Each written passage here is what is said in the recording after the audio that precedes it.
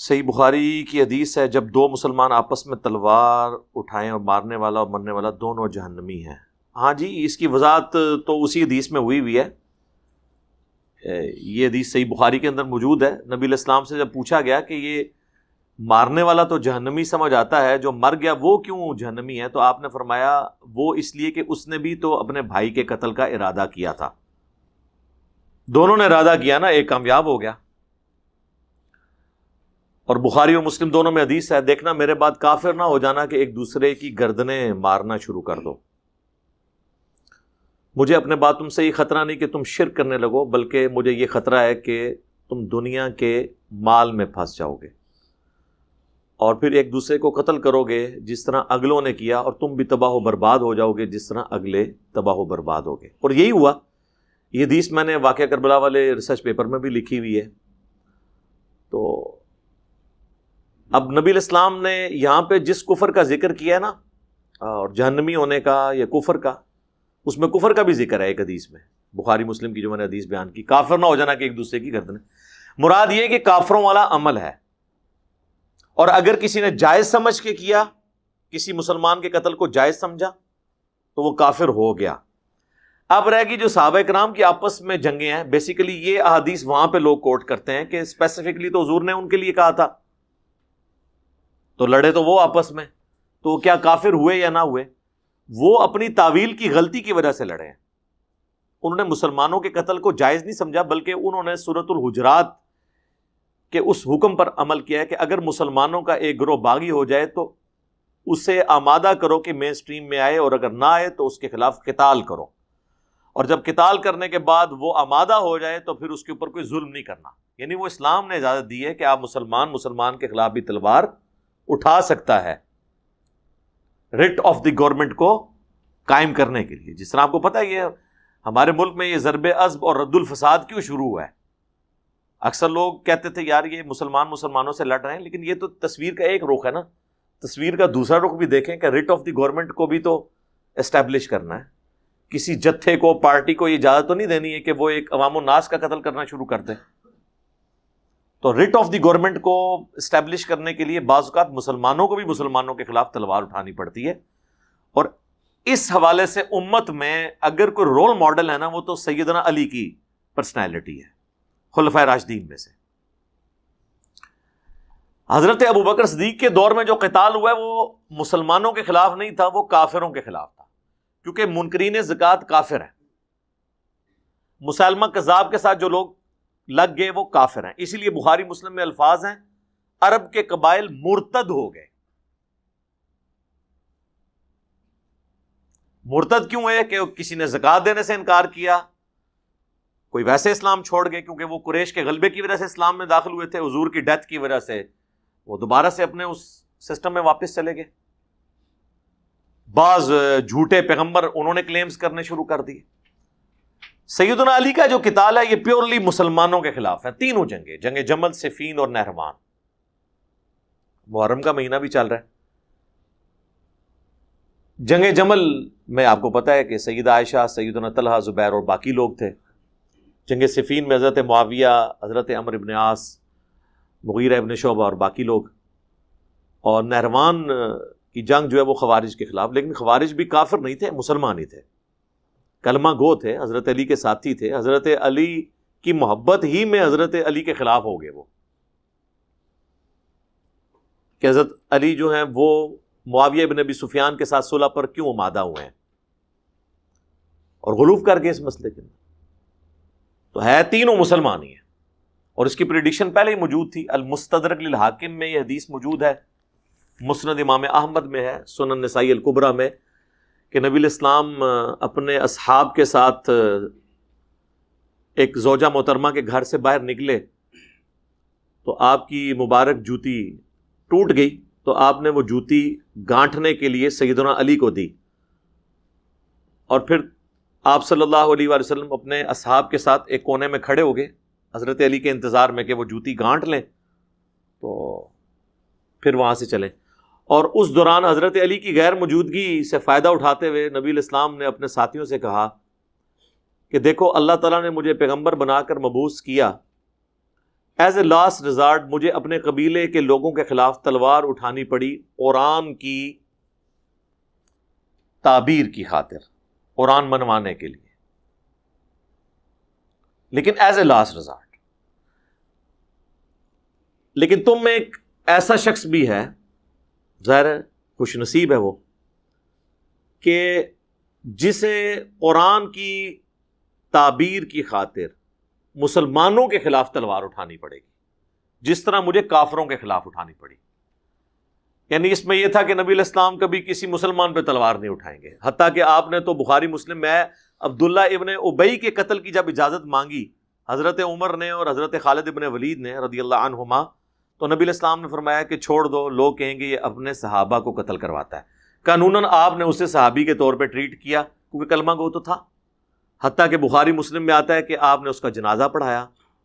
اپنا مبارک تھوک اس کے منہ میں ٹپکایا، اپنا کرتا کفن کے لیے دیا، کیونکہ اس کا بیٹا صحابی تھا، اس کا بھی نام عبداللہ تھا۔ اس کے باوجود سورہ توبہ میں پھر آیات نازل ہوئی کہ آندہ سے آپ نے نہ کسی منافق کی قبر پہ کھڑے ہونا ہے، نہ آپ نے اس کا نماز جنازہ پڑھنا ہے۔ آپ 70 دفعہ بھی مغفرت کریں، ہم آپ کی دعا ان کے حق میں قبول نہیں کریں گے، کیونکہ یہ اللہ اور اس کے رسول کے باغی ہیں، یہ مجرم ہیں۔ تو نبی علیہ السلام نے جب یہ فرمایا نا تمہیں مسلمانوں کے خلاف تم میں سے ایک شخص کو تلوار اٹھانی پڑے گی قرآن کی خاطر، تو ظاہر ہے یہ تو بہت بڑی ایک آنر تھی۔ تو حدیث کے الفاظ ہیں، حضرت ابوبکر نے کہا یا رسول اللہ انا، میں ہوں وہ شخص، آپ نے فرمایا لا، تم نہیں ہو۔ یہ لا کے الفاظ آپ کی مبارک زندگی میں بہت کم دفعہ استعمال ہوئے ہیں۔ سیدنا عمر نے کہا انا یا رسول اللہ، آپ نے فرمایا لا، تم نہیں ہو، بلکہ وہ شخص ہے جو میری جوتیاں گانٹ رہا ہے۔ تو صحابہ کرام حضرت علی کی طرف دوڑے اور انہیں جا کے یہ خوشخبری سنائی کہ آپ آن دا بہاف آف پروفٹ مسلمانوں کے خلاف قتال کریں گے۔ تو یہ بہت بڑی ایک خوش قسمتی تھی۔ تو اصحاب کہتے ہیں کہ حضرت علی مسکرا پڑے، ان کے رسپانس سے ہمیں لگا کہ حضرت علی کو یہ بات پتہ تھی پہلے سے کہ انہوں نے آن دا بہاف آف پروفٹ مسلمانوں کے خلاف قتال کرنا ہے۔ اب جب یہ ہم حدیث پیش کرتے ہیں نا تو وہ جو ناسبی ہے نا، اب ظاہر ہے ان کے تو گلے میں یہ اٹک جاتی ہے کہ جب ان کو یہ ماننا پڑ جائے کہ حضرت علی نے جمل اور صفین جو ہے وہ حضور کی ڈیوٹی لگانے پہ لڑی ہے، انہوں نے تو مخالفین کو حضرت علی سے بڑھانا ہوتا ہے، تو پھر ہماری بات پہ آ جاتے ہیں نہیں یہ جمل صفین کے بارے میں نہیں ہے، یہ نہروان کے بارے میں ہے، خوارج کے بارے میں۔ ہم کہتے ہیں 5 منٹ پہلے تو آپ کہہ رہے تھے خوارج کافر ہوتے ہیں، اب آپ کہہ رہے ہیں خوارج مسلمان ہیں، حضرت علی نے مسلمانوں کے خلاف تلوار اٹھائی۔ تو اگر خوارج مسلمان ہے نا جو حضرت علی کو کافر کہتے تھے، تو آج اگر کوئی کسی صحابی کو کافر کہہ دیتا ہے تو وہ بھی مسلمان ہی رہے گا۔ یہ اینٹی وینم ہے، وہ اپنی تعویل کی غلطی کی وجہ سے کہہ رہا ہے۔ اسلام سے نکاح، ویسے تو کوئی ایک عام مسلمان کو بھی کافر کہہ دے تو کفر اس کی طرف لوٹے گا، لیکن یہ کفر اور کفر ہوتا ہے، اسے کفر دون الکفر کہا جاتا ہے۔ یہ ٹیکنیکل بحث ہیں، یہ ان کو بھی پتا ہے، ورنہ اگر ایکویشنز لگانی ہے تو پھر صحیح مسلم کی حدیث ہے علی سے محبت نہیں رکھے گا مگر مؤمن، علی سے بغض نہیں رکھے گا مگر منافق، یعنی دل میں بھی حضرت علی سے نفرت رکھنے والا منافق ہے،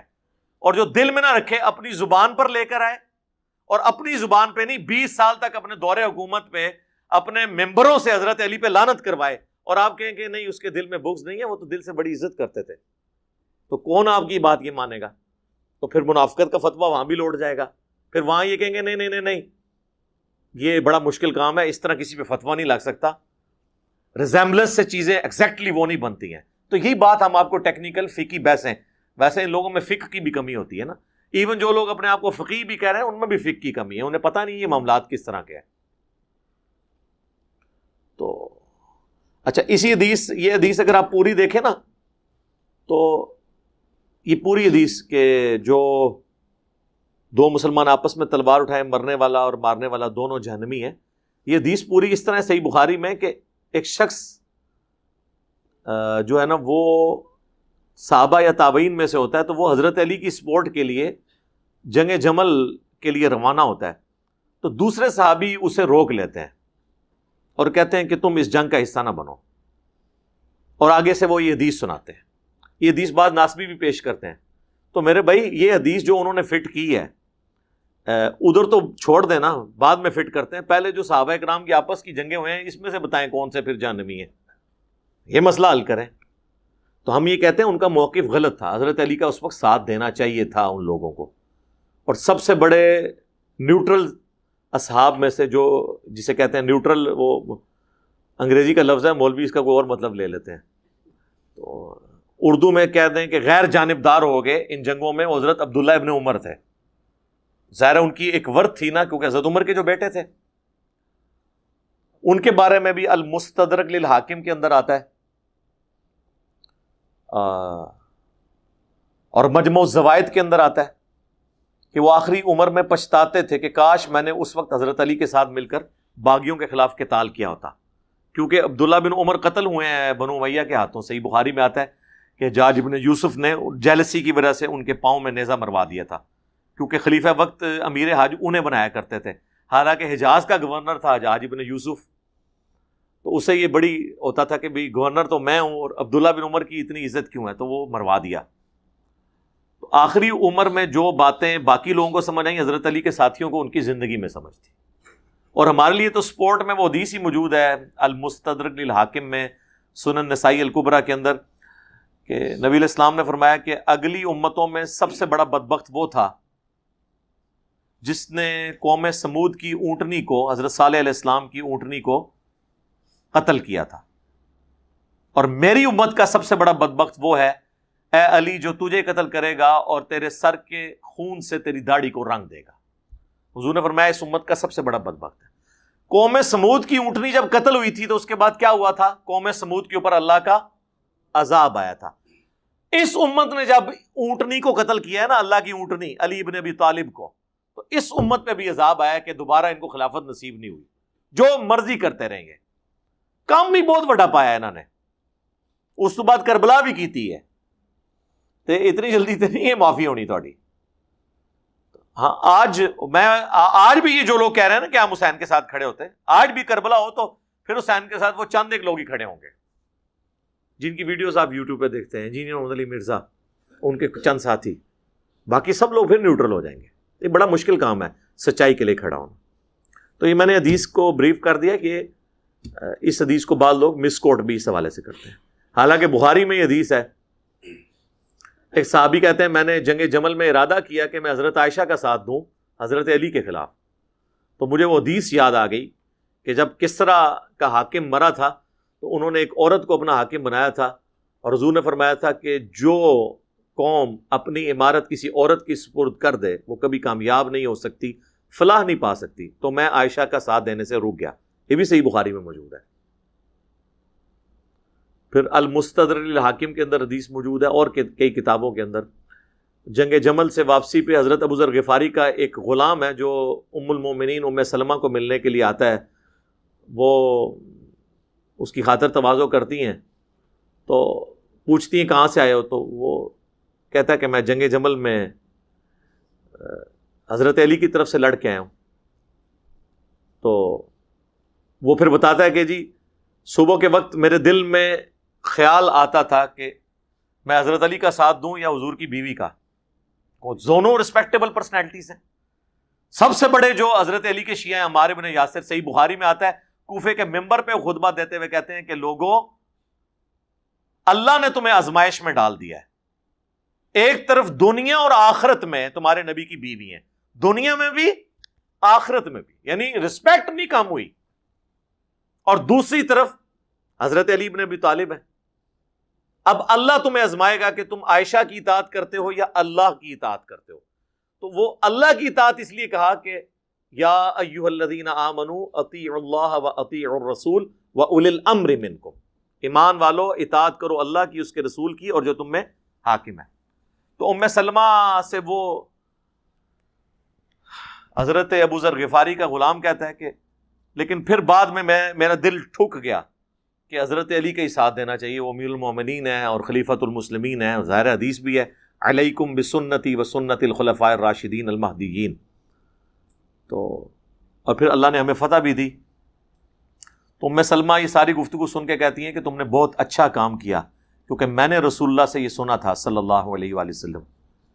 کہ علی قرآن کے ساتھ ہے اور قرآن علی کے ساتھ ہے، اور یہ قیامت تک اکٹھے رہیں گے یہاں تک کہ حوض کوثر پہ مجھے آ کے ملیں گے، یہ کبھی ایک دوسرے سے جدا نہیں ہوں گے۔ اس کا یہ مطلب نہیں کہ حضرت علی اس وقت دنیا میں موجود ہیں، مراد یہ ہے کہ حضرت علی کی سوچ، حضرت علی کی پرسنالٹی، یا آج کے دور میں حضرت علی کے سپورٹرز غدیر خم پہ، یہ بھی حاکم کے اندر حدیث ہے، جامع ترمذی میں بھی، کہ قرآن اور اہل بیت اکٹھے رہیں گے یہاں تک کہ حوض کوثر پہ آ کے مجھے ملیں گے۔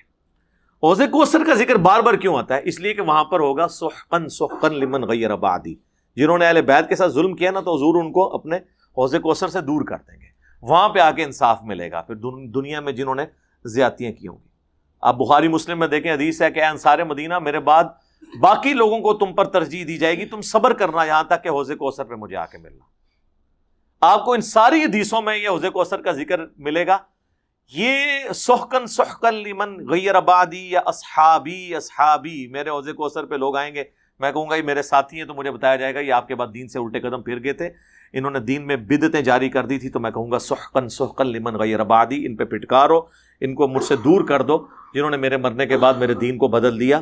یہ حدیثیں آپ سمجھ ہی نہیں سکتے ہیں جب تک آپ کو کربلا سمجھ نہ آئے، اور یہ کوئی ایک دو حدیثیں تو نہیں ہیں، یہ تو پورا کتاب الفتن ہے بخاری کا، مسلم کا، باقی کتابوں کا،